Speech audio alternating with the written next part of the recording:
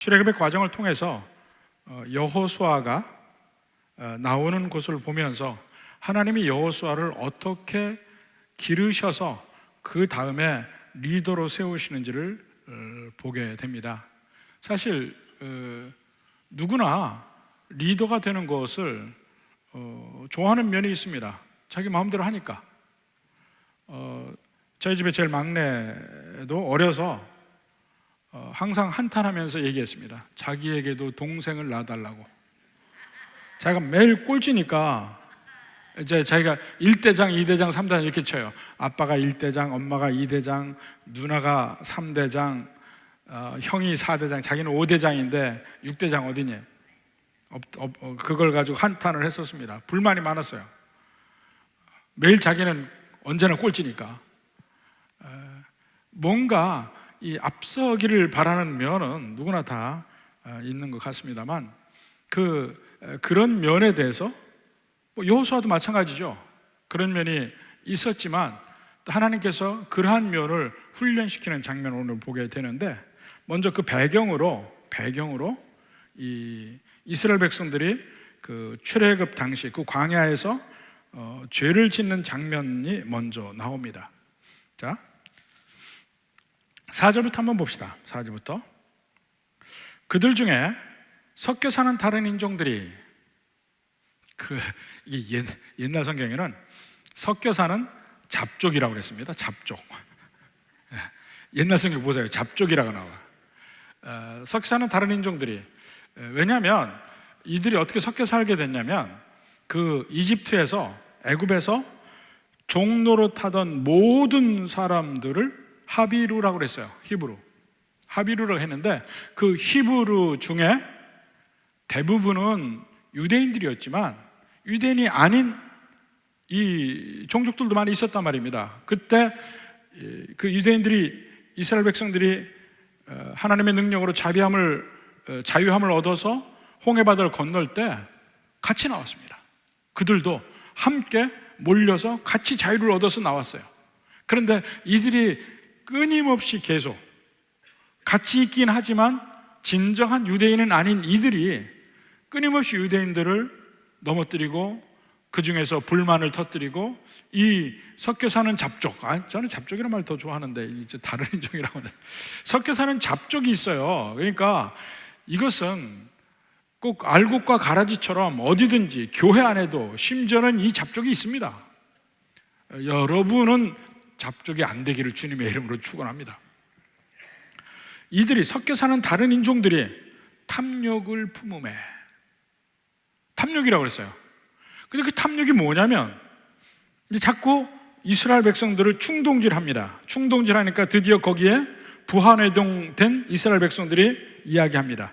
품음에 이스라엘 자손도 다시 울며 이르되, 자기들의 신세가 처량해진 거지. 갑자기 그들의 꼬임에, 그들의 말에 넘어가 보니까 아무렇지도 않다가 말에 넘어가서 처량하니까 우는 거야. 울며 이르되 누가 우리에게 고기를 주어 먹게 하랴.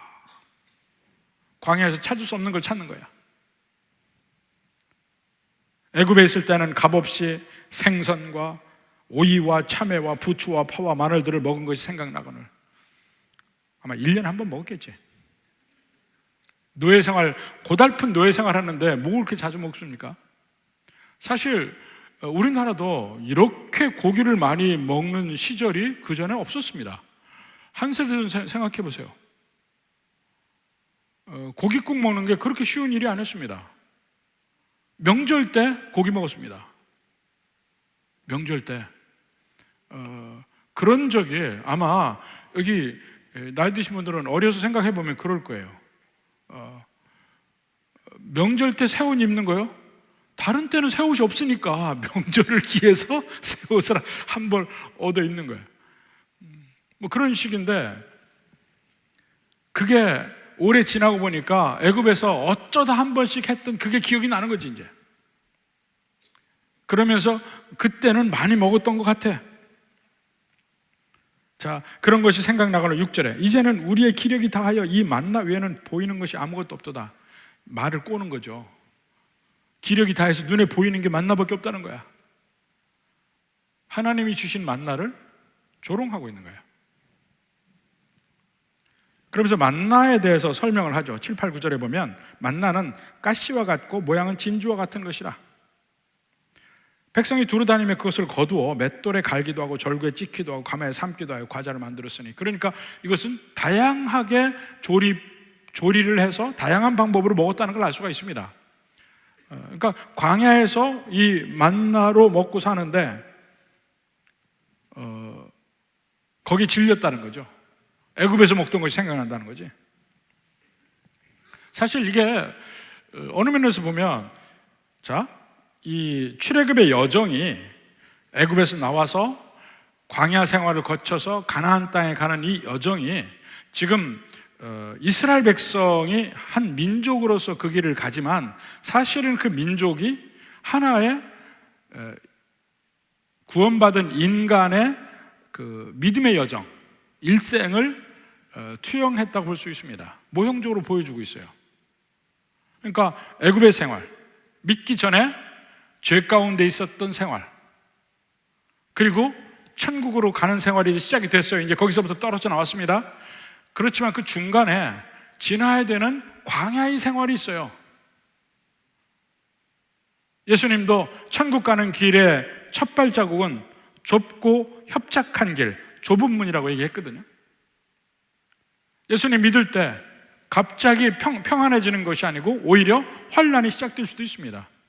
그게 광야의 길이에요. 그런데 그 길을 가지만 우리는 소망을 가지고 갑니다. 이 길을 지나면 가나안 땅이 나오리라. 이 길을 지나면 마침내 천국에 도달하리라. 그 마음으로 어렵고 힘든 길도 기쁨으로 갑니다. 그것을 믿음의 길이라고 얘기하고, 바로 그런 면을 버니어는 철로역정이라는 그 소설을 통해서 우화로 그리스도인들의 가는 길에 대해서 이야기를 합니다. 여러 가지 유혹이 있고 위험이 있고 그런 게 도사리지만 마침내 그 길을 지나가서 마침내 천국 가는 그 길을 보여주는데, 이 광야의 생활이 바로 그런 예수님 믿고 천국 가기 전까지 삶이 그런 면이 있습니다. 그런데 예수님 믿고 사는 생활이 종종 예수님 믿다 보면 옛날이 생각이 나. 옛날이 그리워질 때도 있어요. 처음부터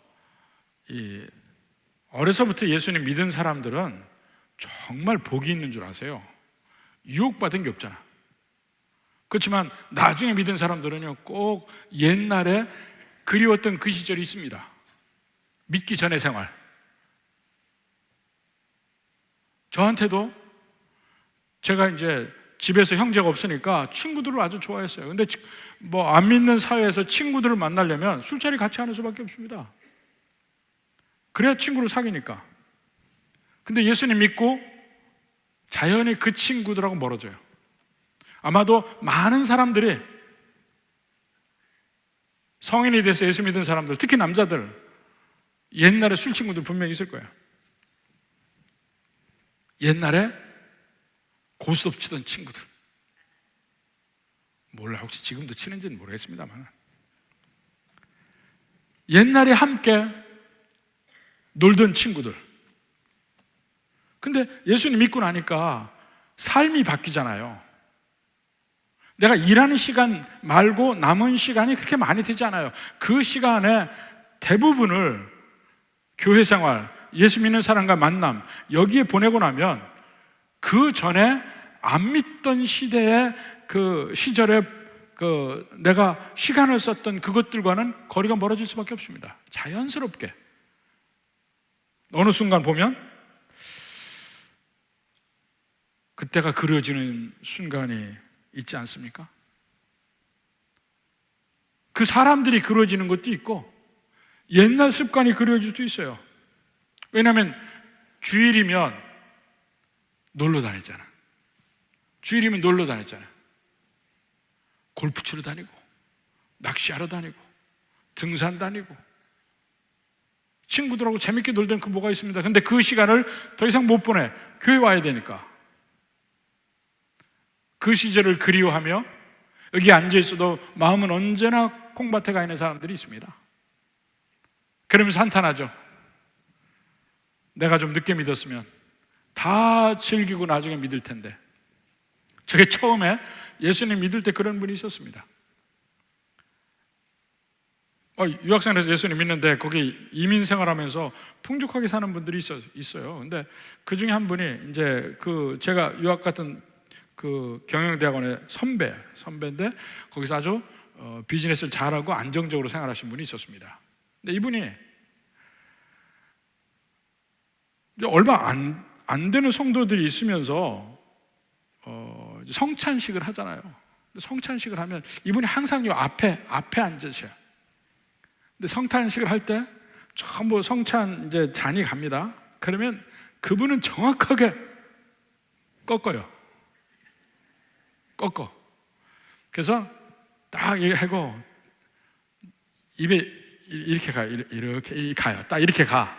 그러면서 이렇게 가서 탁 꺾어 이렇게. 그럼 이제 우리 뒤에서 보고 성찬식 할 때마다 뒤에서 야 꺾는다 그렇게 했잖아요. 그런 분인데 그분이 그때 철없는 유학생들에게 그런 말 해요. 왜 일찍 믿었냐? 나도 너무 일찍 믿은 게 너무 후회가 된다는 거야. 실컷 좀 놀아보고 나중에 좀 다 이제 힘 좀 빠졌을 때 믿었으면 천국도 가고 꼭 먹고 알 먹고 할 텐데 말이야. 일찍 믿어서 그 일 내가 하고 싶고 다 못한다고 이렇게 철없는 얘기를 유학생들에게 했어요. 네.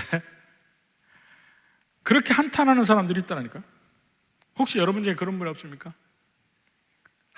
조금만 더 이땀이 들까. 근데 그 계획을 어떻게 세울 거예요? 내일 여러분 부르시면 어떡할까 하나님이? 우리 목숨을 가지고 도박을 할 수는 없잖아. 하나밖에 없는 목숨 가지고 도박할 수는 없잖아요. 나중에 믿어볼까? 저는 지금도 보면 그 전부터 믿었던 분들이 참 부러울 때가 한두 번이 아니에요. 같이 목회하는 사람들 중에서도 그 전 아버지 그 전부터 믿었던 가정에서 자라나고 목사가 된 사람들 보면 참 부러워. 이 목회도 그렇고 모든 면에 참 순탄한 것 같아. 그분들이 저게 소위 기도가 쌓였다는 게 저런 걸까? 뭐 이런 생각도 합니다. 근데 나중에 믿은 사람들은 이 풍파도 많고 또 유혹도 많아요. 왜냐하면 옛날에 맛을 봤거든. 믿기 전에 맛을 봤거든. 중이 고기 맛을 알면 절에 빈대가 남아나지 않는다 그러잖아요. 맛을 보면 그렇다니까. 그러니까 그게 계속 그 유혹의 고리를 달고 있어요. 근데 이스라엘 백성들도 애굽에서의 생활이 계속 그들에게 유혹의 고리로 달려 있는 거야. 그때 생각이 나고. 근데 믿음의 백성들도 바로 그런 면을 생각해 봐야 돼. 그러니까 늦게 믿을수록 지금 담백하게 믿음 생활 해 나가는 것이 힘들 수도 있지만 더 노력을 해야 합니다. 일찍 믿은 사람은 그런 유혹이 없기 때문에 훨씬 수월하게 신앙생활 할 수 있다니까요. 그게 부러운 거야. 옆에서 꼭 이 섞인 잡족들이 꼬인다니까요, 자꾸.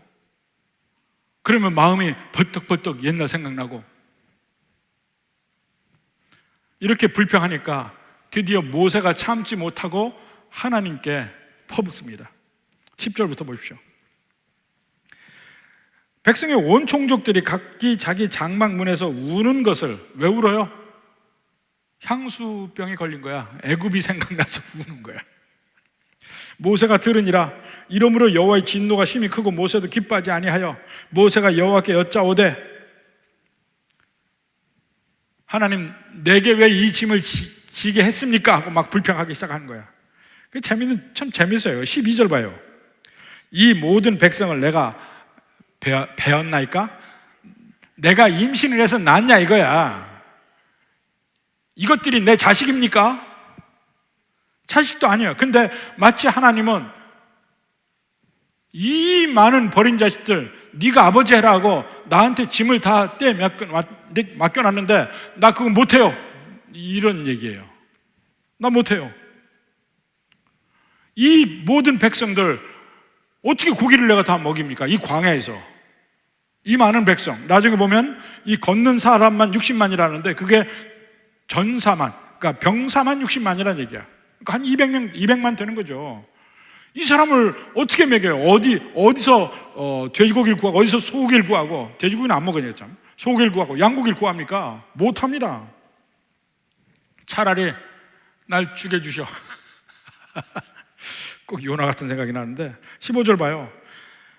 내게 은혜를 베푸사 즉시 나를 죽여 나 고난당함을 면하게 해줘. 그러니까 하나님이 야, 내가 고기 줄게. 18절부터 그 얘기잖아요. 내가 고기 줄게. 근데 어느 정도 주냐면 한 달 동안 질리게 먹게 해줄게. 하나님 약속합니다. 그러니까 모세는 아니 이 많은 사람들을 어떻게 먹인다고? 하루도 아니고 한 달이요? 그게 말이나 되는 소리입니까? 이 얘기예요.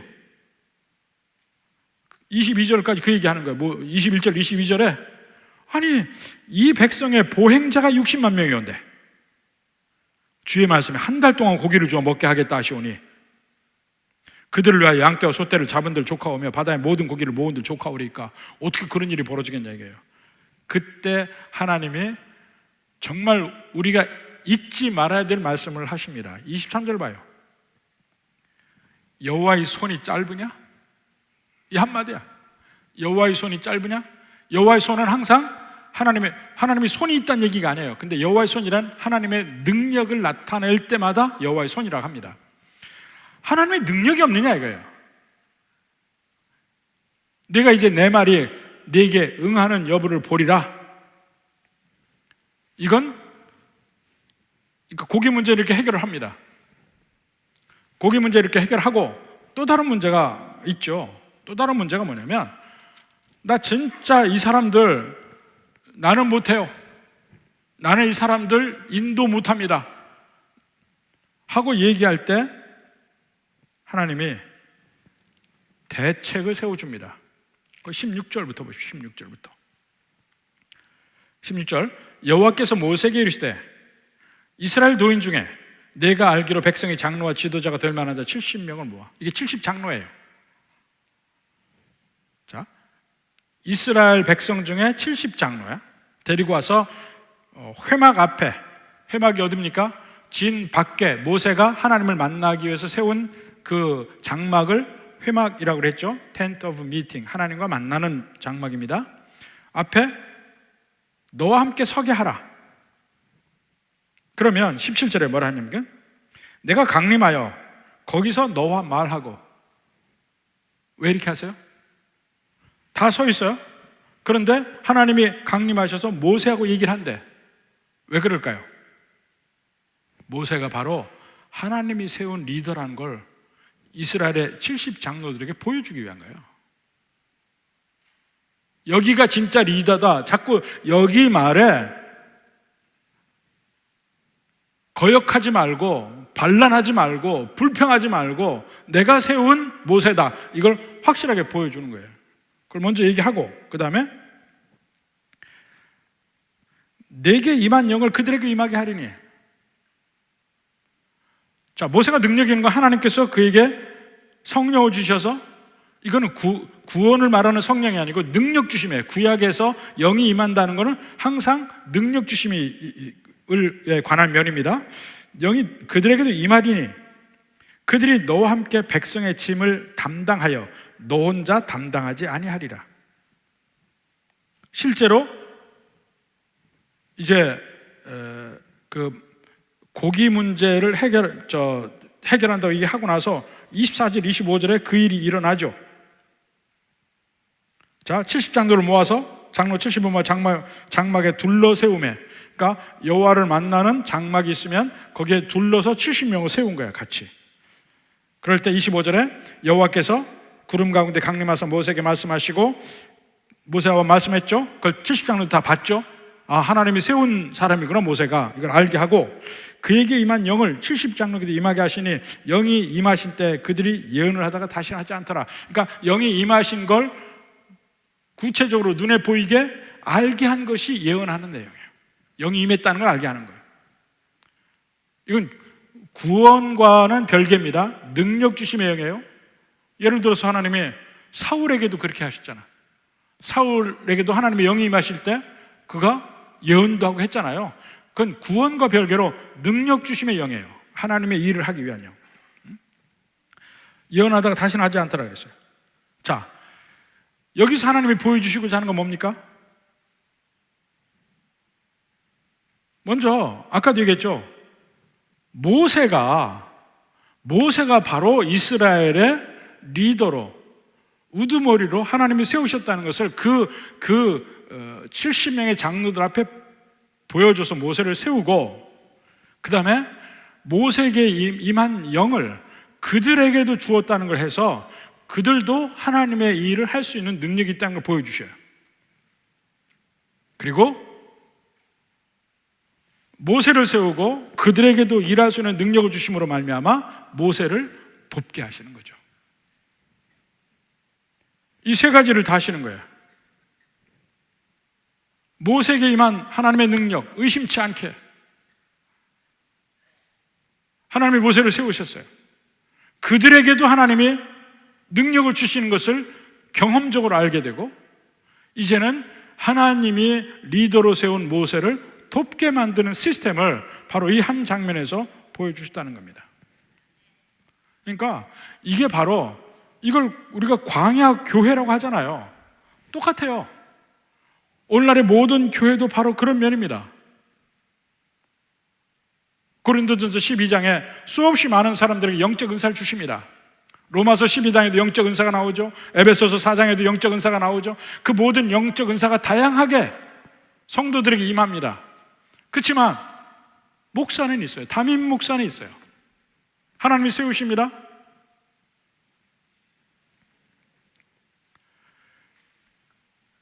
그 모든 은사를 받을 때 그 은사는 교회를 위한 은사예요.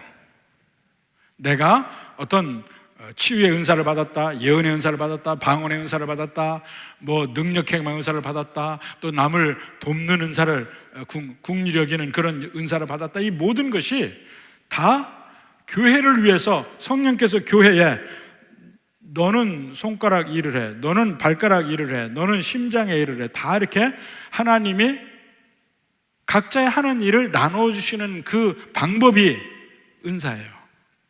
은사야. 그 가운데 하나님이 리더로 목사를 세우니까 여기에 똑같은 장면이라니까요.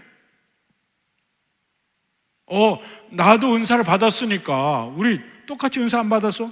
이렇게 얘기하는 사람은 큰일 납니다. 옛날 얘기니까, 옛날 얘기. 제게 이제 하나님의 그 역사가 강력하게 날 때, 처음에 이제 막 부르심을 받을 때, 여러 가지 영적인 은사가 나타났어요. 근데 마음에, 그때는 제가 평신도니까, 야, 너네 목사님이 지금 하나님한테 불평하고 있다는 생각이 드는 거야. 뭘 불평하냐면, 아니 하나님, 그런 은사는, 그런 강력한 은사는 목사인 내게 주셔야 내가 목회를 하지, 왜 평신도에 주셔서 막 이렇게 한다는 거예요. 그래서 그건 아니죠. 목사님은 목사님이죠. 은사를 받았다고 해서 목사 위치를 뒤집습니까? 어떻습니까? 다 교회는 질서가 있고 한 것인데. 그 전화드렸어요. 전화했어요, 제가.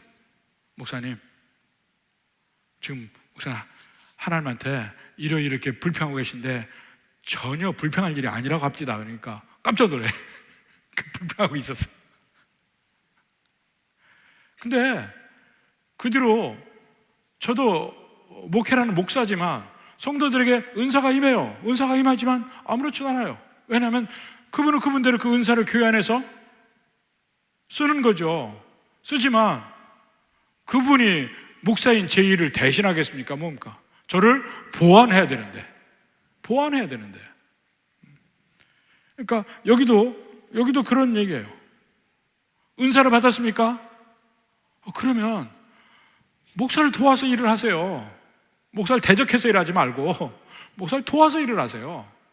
그게 하나님의 뜻인 거야. 지금 이거를 이 70장로를 모아놓고 회막 앞에 모아놓고 하나님이 그런 면을 보여주는 거야. 계속해서 그 사람들이 오히려 말을 들어야 될 모세의 말을 듣는 게 아니고 섞인 잡종 얘기를 듣고서 울고 난리치고 애굽으로 돌아가자 이렇게 얘기를 하는 거야. 그러니까 확실하게 하나님 보여주는 거예요. 모세가 내가 세운 목자고 너는 장로로 그를 도와서 일을 해야 되니까 내가 능력 줄 테니까 일을 해라.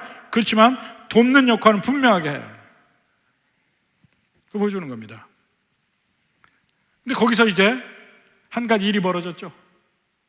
70명을 뽑았는데 2명이 안 왔든지 못 왔든지 하여튼 안 왔습니다. 26절부터 봐요. 그 기명된 자 중 70명으로 속한 사람 중에서 2명 엘닷과 메닷이 진에 머물러 있어요. 그 장막에 안 나와서 진 밖에 있는 장막에 나와야 되는데 안 나오고 있다가 그들에게도 영이 임하고 그들도 예언을 하게 되고 그 영이 임하는 그 표징이 나온 거예요. 그러니까 그 일을 소년이 와서 모세에게 이야기합니다. 그때 여호수아가 옆에서 시종 들고 있죠. 그때 얘기합니다. 28절에 택한 자 중 한 사람 곧 모세를 섬기는 눈의 아들 여호수아가 말하여 이르되, 택한 자 중 한 사람이니까 여호수아도 그 70명 중에 하나인 거야. 그러니까 그도 에브라임 족속을 대표해서 그 70장로 중에 그도 있는 거죠. 그러면서 모세를 섬기는데 그 여호수아가 말하여 이르되 내 주 모세여 그들을 말리소서. 그러니까 모세가 얘기합니다. 그 다음에 29절에 모세가 그 얘기 이르되 네가 나를 두고 시기하느냐? 이 말은 여호수아가 모세를 시기한다는 게 아니에요. 여호수아가 모세를 두둔해서 시기하는 거야. 그렇죠? 여호수아는 마음은 모세를 세우기 위한 마음밖에 없어요. 그러니까 그들은 안 나왔으니까 못하게 하라는 거야. 네가 나를 두고 시기하느냐? 여호와께서 그의 영을 그의 모든 백성에게 주사 다 선지자 되게 하시기를 원하노라. 이게 모세의 마음이에요. 여호수아는 그때까지 그 마음을 못 따라가는 거예요. 그래서 그 뒤에 모세에 관하여 그 다음에 그 평가하는 말이 나옵니다. 바로 그 뒤에 민수기 12장 3절에 보면 이 사람 모세는 온유함이 지면의 모든 사람보다 더하더라. 온유함이 지금 이 70장로가 그들에게 영이 임하는 때에 모세의 온유함이 이런 면으로 보이는 거예요. 온유함이라는 것이 그냥 뭐 화를 안 내고 누가 뭐라 해도 웃고 참고 이것만이 온유함이 아닙니다. 온유함의 진수는 이 모세가 한 말이에요. 29절에서 내게뿐만 아니고 다른 모든 사람에게도 하나님의 영이 임해서 모두 다 선지자 되는 걸 원한다. 하나님 앞에서 내가 유독 나만이 우뚝 쓰고 내가 중심이 되고 나만 존경받고 내가 스포트라이트를 받고 이거 원치 않는다. 이게 온유함이에요. 사람이 모인 것이 교회입니다. 그러면 묘한 인간관계들이 얼마든지 있습니다. 그러면 그 중에서 항상 내가 중심이 돼야 된다고 생각하는 사람들이 있어요. 그런 사람들이 있을 때 교회는 아픕니다. 아파요. 내가 중심이 돼야 된다고 생각하는 사람들이 있기 때문에. 그러면 내가 중심이 돼야 되니까 그걸 자꾸 그런 식으로 끄집어대면 인간관계가 이상하게 억지로 꼬이기 시작해. 좋았던 관계도 자꾸 밀쳐내게도 되고 온갖 일들이 벌어집니다. 여호수아에게 그때는 바로 이러한 온유함이 부족했던 거예요. 모세, 당신이 리더니까 당신만이 능력이 있어야 됩니다. 그러니까 당신 앞에 왔을 때 그렇게 해야 맞지, 당신이 없는데도 그런 일이 벌어지는 거 어떻게 용납합니까? 이런 얘기잖아요. 근데 교회가 작은 교회에서부터 교회가 점점 성장하고 큰 교회로 가면서 이 목사가 의사 결정하는 비율이 점점 떨어집니다. 교회가 크면 클수록 더 권한이 막강해지는 것처럼 보이지만 비율적으로 교회가 사이즈가 커지면서 그 가운데서 목사가 결정 내리는 건 극히 일부분에 불과해요. 나머지는 다 부서가 있죠, 여기가 있죠. 다 따로따로 의사결정해서 나갑니다.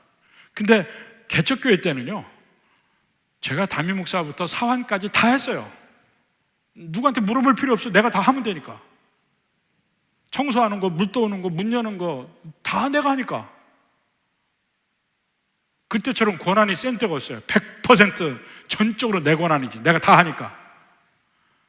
근데 교회 일이라는 게 사람이 많아질수록 다 나눠주기 시작해야 돼. 근데 어떤 분들은 이제 교회가 점점 커지면서 그게 감당이 안 되는 분들이 있어요. 옛날처럼 다 간섭해야 되는데 간섭이 안 돼. 다 가면서 쫓아봐야 되는데 안 돼. 거기서 문제가 생기기도 해요. 그러니까 어느 분 보면 막 개척해서 어느 정도까지는 교회를 부흥시켜. 그러다 꼭 말아먹어. 꼭 말아먹고 깨지고 말아먹고 깨지고 이런 분들도 있어요. 근데 그분들은 그런 사람이에요. 남에게 맡기는 게 불안해서 못해. 다 내가 해야 되고 내가 직접 확인해야 되거든. 근데 그러면은 이 교회가 커지거나 조직이 커지거나 그걸 못해요. 커질 수 있는 건 뭐냐면 권한이 계속해서 이양이 돼야 돼.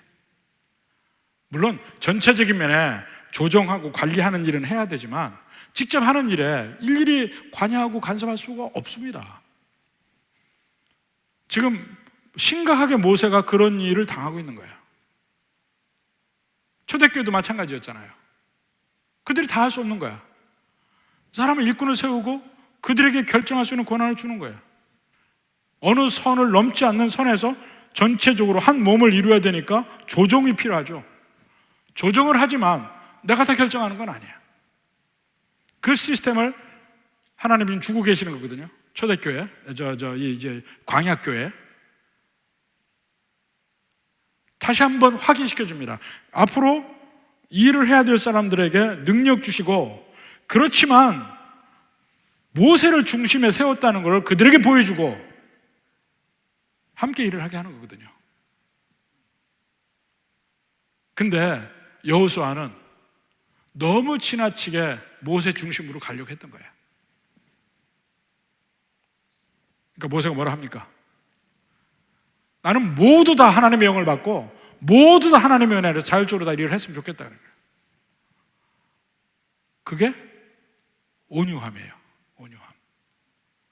목회자에게도 그런 마음이 있어야 되고 교회의 모든 크고 작은 조직에도 리더들이 그 마음이 있어야 돼. 그 마음이. 우리 함께 간다면 함께 같이 한다. 내가 장이니까 내 맘대로 한다. 그게 아니고 우리 함께 간다.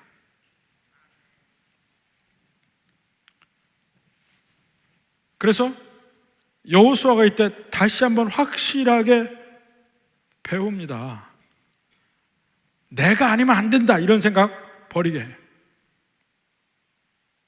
교회에서 정말 필요한 사람들은 어떤 사람들이냐면, 다른 사람이 하기 싫어하는 일을 맡아주는 사람, 다른 사람이 하기 싫어하는 일을 맡아주는 사람, 정말 필요한 사람이에요. 그리고 이 일을 할 만한 사람이 있을 때는 언제든지 넘겨줄 수 있는 사람. 내가 하기 싫어서 빨리 넘기려고 하는 거 말고, 내가 일을 제대로 하고 있는데도 다른 사람이 할 수 있다면 얼마든지 그 사람에게 이 일을 줘서 내가 빠질 수 있는 사람. 그리고 영광이 다른 사람에게 돌아가게 하도록 노력하는 사람.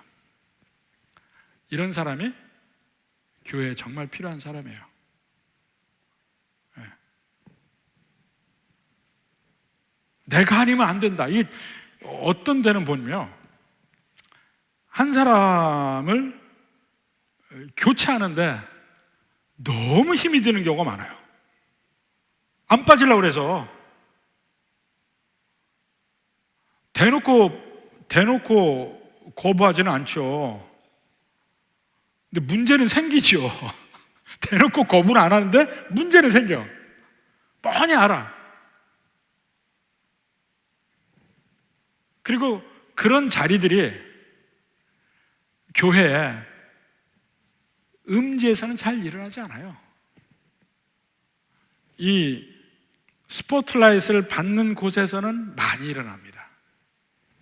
그 자리에서 비키길 싫어해. 비키길 싫어해. 그래서 이 교회 안에 원활하게 이렇게 조직을 변화시킬 수 있고, 더 적절한 사람이 있으면 계속해서 그 사람들 세우고 이것이 교회가 훨씬 건강해지고 커지는 비결이에요. 근데 그러한 이 자리 바꿈이 안 되면 정말 교회가 일종의 동맥경화가 걸립니다. 돌아가질 않아요. 이제 그냥 예를 들어보면, 막 교회를 처음에 개척할 때는 제발 그냥 찬송과 반주라도 해줄 수 있는 사람이 있으면 너무 좋겠어. 그래서 새로 나온 어느 성도님의 딸이 중3이야. 그래도 걔한테 부탁을 해서 교회 반주를 시켜요. 근데 교회가 점점 커져. 일할 사람도 오고 반주할 사람도 또 생겨. 이제는 훨씬 반주 잘하는 사람이 생겼어요. 근데 중3짜리 바꾸기는 쉬워요. 그래도. 그래서 새로 반주하는 사람을 해놨어요. 교회가 점점 더 커져. 이제는 전공자도 나와. 그때부터 점점 바꾸기가 힘들어져요. 더군다나 어느 분은 교회에서 어느 유력한 사람의 부인 이러면 이제 더 큰일 나는 거야. 이제 못 바꿔요.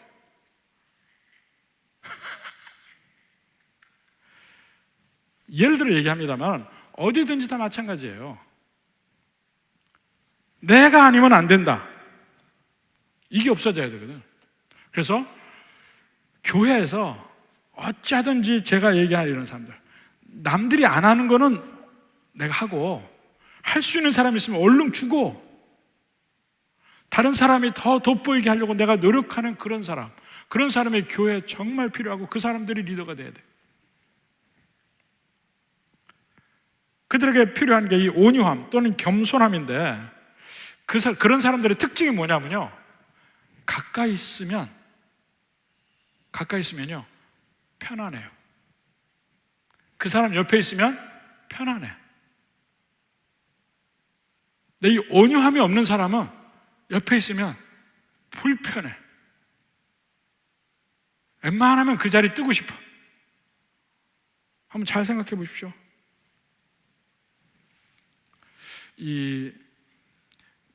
지금도 지금도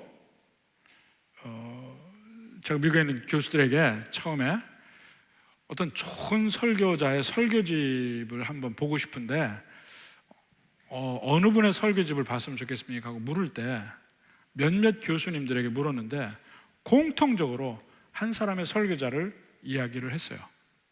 그 사람이 누구냐면 이 찰스 시미언이라는 목사님입니다. 찰스 시미언, 200년 전의 목사님인데 지금도 찰스 시미언의 설교집 전집이 한 25권 정도 됩니다. 이게 정말 지금도 잘 나가고 팔려요. 정말